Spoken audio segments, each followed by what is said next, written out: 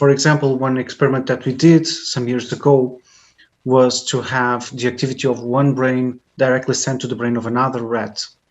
So what we'll see here is that we'll record activity from the brain of one rat while it's choosing and pressing a lever on the left, and we record this activity. We send it to the brain of the second rat on the right. It sees two lights and it needs to decode the activity from its brain and now choose the correct lever. So what this means is that you can send the activity from one brain to the other brain and it can decode it and use it.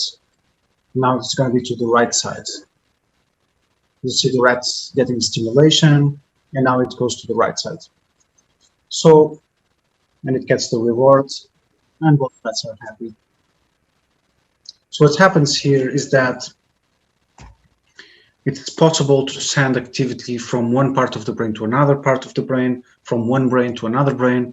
And now you see, for example, a combination where you have not only recording and stimulation, but you also have a specific sort of soup and materials being implanted to help recovery. So what happens is that now these techniques are being combined with other things.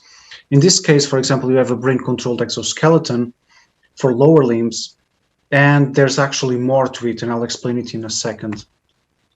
So what they did was they had an exoskeleton, and a paraplegic patient was controlling the exoskeleton with brain activity.